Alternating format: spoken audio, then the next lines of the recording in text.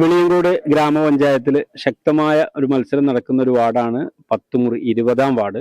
20-ാം വാർഡിലെ LDF സ്ഥാനാർത്ഥി TM റഷീദയാണ് നമ്മോടൊപ്പം ഉള്ളത്. എങ്ങനെയുണ്ട് തെരഞ്ഞെടുപ്പിന്റെ പ്രചരണ പ്രവർത്തനങ്ങളൊക്കെ എങ്ങനെ പോകും? നല്ല ഉഷാറായി നടക്കുന്നുണ്ട്.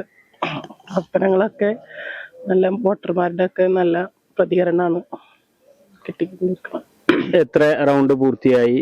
ഇനി അനുബന്ധമായിട്ടുള്ള പ്രചരണം എങ്ങനെയാണ്? കുടുംബയോഗങ്ങൾ ഉൾപ്പെടെയുള്ള പ്രചരണങ്ങൾ ഉണ്ടാവില്ല, അതൊക്കെ എങ്ങനെയാണ്? ഒരു 3 റൗണ്ടൊക്കെ കഴിഞ്ഞു. കുടുംബയോഗങ്ങൾ നടന്നു. അതിലൊക്കെ നമുക്ക് നല്ലൊരു ആത്മവിശ്വാസം കിട്ടിയിട്ടുണ്ട്.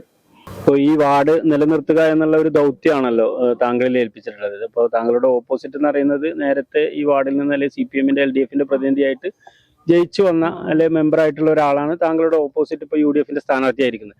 അതിനെ എങ്ങനെയാണ് കാണുന്നത്?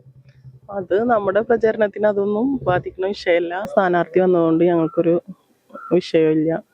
ഞങ്ങളുടെ പ്രവർത്തകർ സജ്ജരായിട്ട് തന്നെ ഈ പ്രചരണ രംഗത്തുണ്ട്. ഈ വാർഡ് നിലനിർത്തുക തന്നെ ചെയ്യും. ഈ പ്രചരണവുമായിട്ട് ബന്ധപ്പെട്ട് വോട്ടർമാരുടെ അടുത്ത് പോകുമ്പോൾ ഉണ്ടാവുന്ന അനുഭവം എങ്ങനെയാണ്? നല്ല മികച്ച അഭിപ്രായം തന്നെയാണുള്ളത്. നിലവിലുള്ള മെമ്പറെ പറ്റിയിട്ട് നല്ല അഭിപ്രായം തന്നെയാണ്.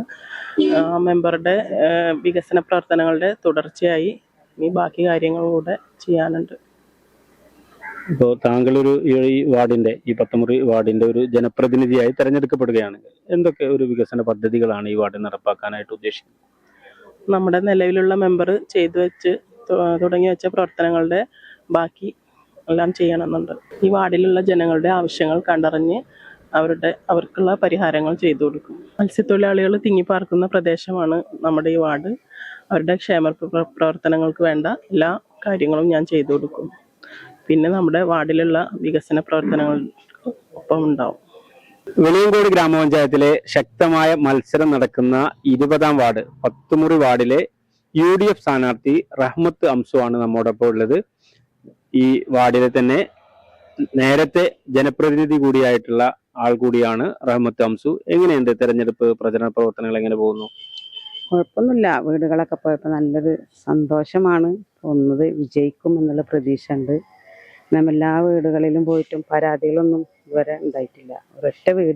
ഒരു വീട് പോലും പരാതി പറയാനില്ല. അത്രയും നല്ലതിലാണ് ജനങ്ങളിൻ്റെ കൂടെ നിൽക്കുന്നത്. നീ വിജയിക്കും എന്നുള്ളൊരു വാക്ക് മാത്രം.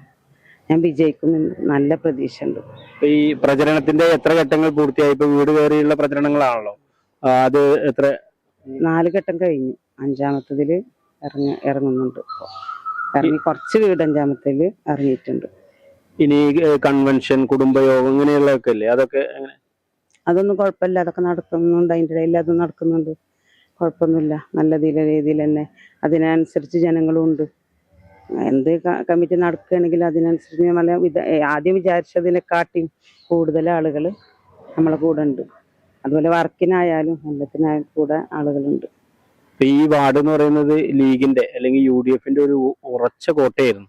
ആ കോട്ടയെ ഇളക്കി LDF-ന്റെ കയ്യിൽ കൊടുത്ത ഒരു ആൾ കൂടിയാണ് റഹ്മത്ത് അംസു.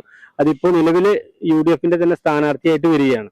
അപ്പൊ ആ വാർഡിനെ തിരിച്ച് UDF-ന്റെ അല്ലെങ്കിൽ ലീഗിന്റെ കൈകളിലേക്ക് കൊടുക്കുക എന്നുള്ള ഒരു ദൗത്യം കൂടി താങ്കളിലുണ്ട്. എങ്ങനെയാണ് അതിനെ കാണുന്നത്? അത് LDF-ന്റെ ഇതായിട്ട് പിടിച്ചെടുത്തൊരു വാർഡാണ്. ഞാൻ നിന്നതിന്റെ ശേഷമാണ് അത് പിടിച്ചെടുത്തത്. 48 വർഷത്തിന്റെ ശേഷം UDF-ന്റെ അത് വാർഡായിരുന്നു. അത് ഞാൻ LDF-ൽ നിന്നിട്ട് ഞാനത് പിടിച്ചെടുത്തൊരു വാർഡാണ്.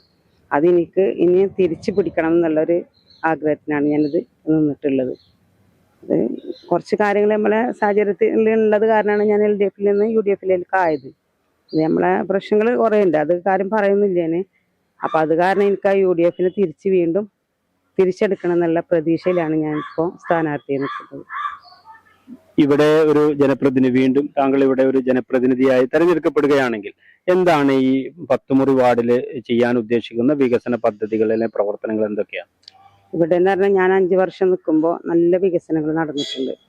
അതുപോലെ 5 വർഷം ഇപ്പോൾ വന്ന മെമ്പർ ചെയ്തിട്ടില്ല എന്നുള്ള പരാതികളാണ് ഞാൻ വീടുകളിൽ പോകുമ്പോൾ പറയുന്നത്. അപ്പം നീ നിന്നാൽ ഏത് പാർട്ടി ആയാലും നിന്ന് ജയിച്ചാൽ ഞങ്ങൾക്ക് ആനുകൂല്യങ്ങളായാലും എന്ത് ഇത് വേണമെങ്കിലും ഞങ്ങൾക്ക് ഉണ്ടാവും എന്നുള്ള പ്രതീക്ഷയിലാണ് ജനങ്ങൾ നിൽക്കുന്നത്.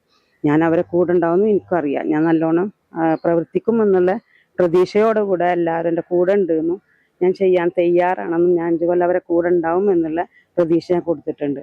അത് ഞാൻ തീർച്ചയായും അത് ചെയ്യും. കാരണം കുറേ കാര്യങ്ങളെന്ന് പറഞ്ഞാൽ കുറേ കാര്യങ്ങൾ ചെയ്തിട്ടുണ്ട്. ഇനി നമ്മളെ പുതിയ വാർഡ് ഇതിലേക്ക് കയറി അവർക്ക് കുറേ കാര്യങ്ങൾ ചെയ്യാനുണ്ട്. അപ്പം അത് ചെയ്തു കൊടുക്കുന്നതല്ല ഇതോടുകൂടെയാണ് ഞാൻ ഇതിൽ പ്രവർത്തിക്കുന്നത്. വികസനം ഇനിയും എന്തായാലും ഞാൻ ചെയ്യും. ഇന്നല്ല 5 വർഷം എന്തൊക്കെ ചെയ്യാൻ പറ്റും അതൊക്കെ ഞാൻ ചെയ്യാൻ തയ്യാറാണ്. അതിനെ പ്രതീക്ഷിച്ചിട്ടാണ് ഞാൻ എന്തായാലും ഈ UDF സ്ഥാനാർത്ഥിയായിട്ട് നിന്നിട്ടുള്ളത്. റിയൽ മീഡിയ, ഒരു ദേശത്തിന്റെ ശബ്ദം.